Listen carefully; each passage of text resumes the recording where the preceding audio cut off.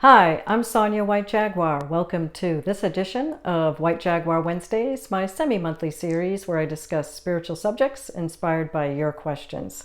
Today is the third video in the series where I'm reading the free book that I wrote as a tribute to Alan Rickman titled A Spiritual Perspective on Cancer, the Disease That Took Alan Rickman's Life. I had wanted to wrap it up today, but as I was practicing and reading the last part of the book for this video, I realized it was going to end up being too long of a video, and I didn't want to do that. So today will be the second to last installment, and I'll finish next time. Last time I discussed a variety of harmful viruses that the average person may not know much about, some of which are known to cause cancer, and I also talked about the extremely high cost of some medication. So while the medical community may have cures for some diseases, the high cost of the medicine makes the cure unattainable. Now let's continue. It's important to acknowledge the realities of the medical industry. Their focus is on developing drugs for a profit, and in some cases, like the hepatitis C example, the drugs are so expensive that the average person can't afford them without government intervention.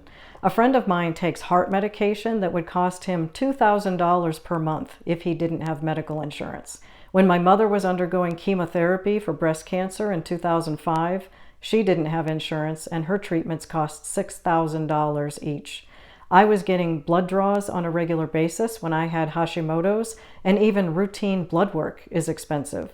Thankfully, I had insurance because each blood test to check just my thyroid hormones would have cost me over $900 for each visit.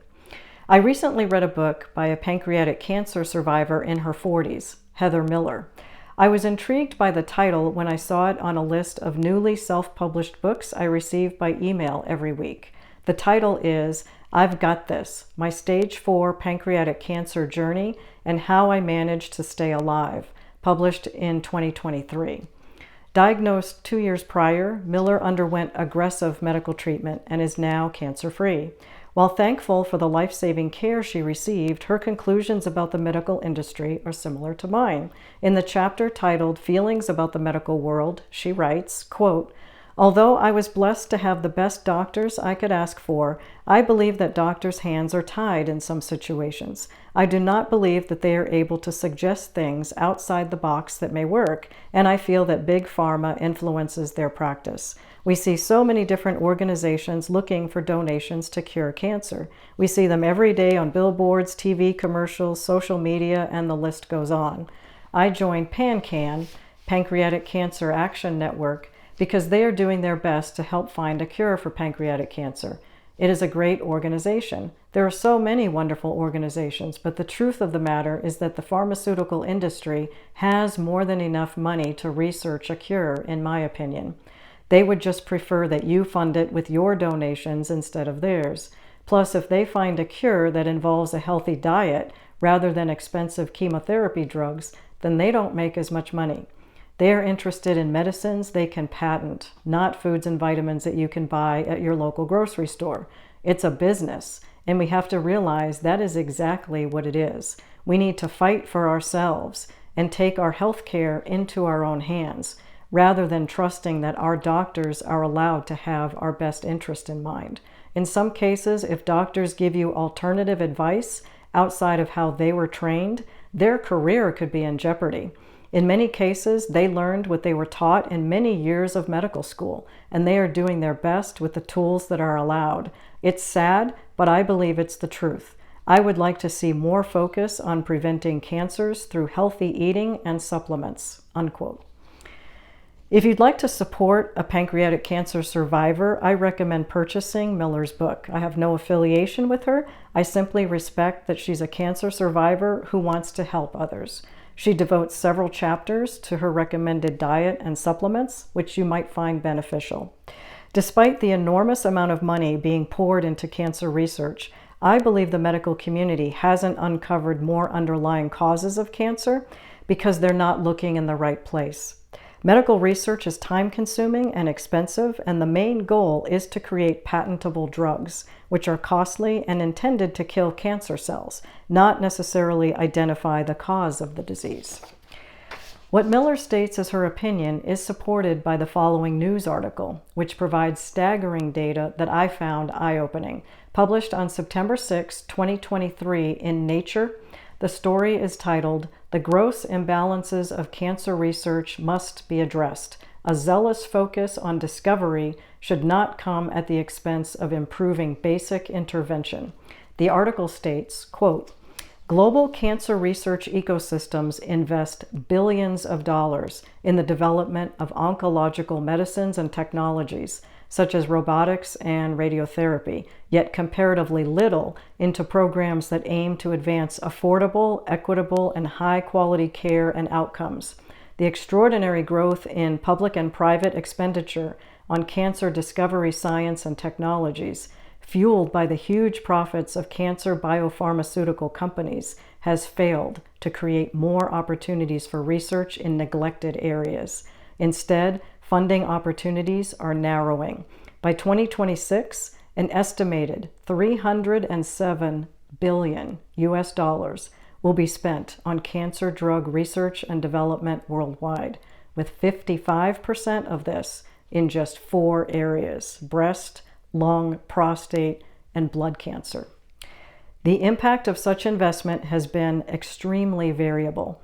Significant improvements have been made in some adult blood cancer outcomes, for example, but changes in survival for stage 4 solid adult cancers, including breast, lung, and prostate cancer, have been modest and uneven. The rate of improvements in outcomes for cancers of the pancreas and upper gastrointestinal tract has been glacial. A plethora of cancer medicines approved for market every year do not deliver clinically meaningful benefit. Of the 161 approvals for solid adult cancer therapies by the U.S. Food and Drug Administration since 2017, only 35% were graded as delivering substantial clinically meaningful benefit on the European Society for Medical Oncology scale, a standardized tool for assessing new anti-cancer therapies, unquote. As I said in the introduction, pancreatic cancer is expected to become the second leading cause of cancer-related death in the U.S. by 2030. I can understand why, since most research funds are being spent on breast, lung, prostate, and blood cancers. And it's unbelievable that only about 1/3 of the cancer therapies approved over the past 7 years provide clinically meaningful benefit. Curiously, the article doesn't define that ranking, so it's unclear what that phrase means. I assume it refers to drugs that actually work.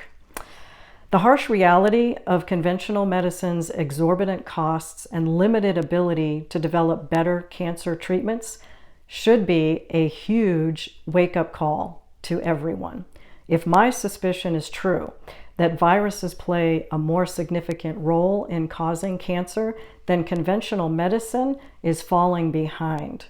Based on what I've read and shared in this book, the medical establishment has no cure for many common viruses, and if treatments do exist, they can be expensive and difficult to obtain.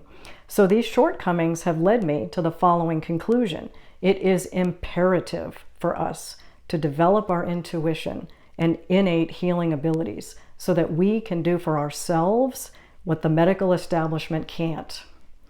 I eradicated the Epstein-Barr virus naturally by combining the suggestions in medical medium with my own protocols.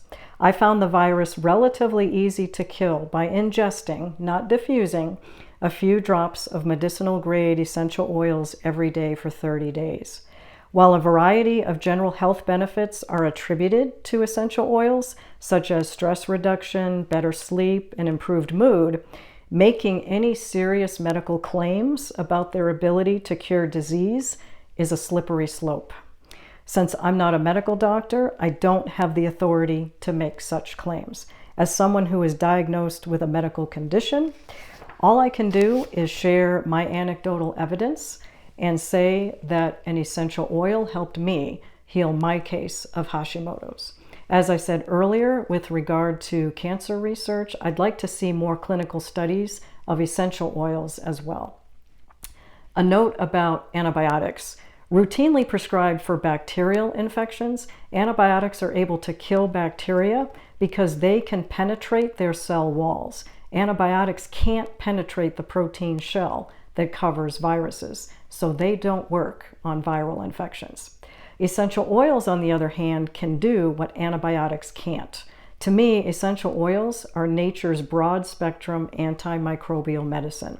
I mentioned some of my uses of oil in From Actor to Healer, Alan Rickman's New Life as a Spirit Guide, Book 2. For years, I've used medicinal-grade essential oils to heal a variety of ailments, although Epstein-Barr is by far the most serious one to date.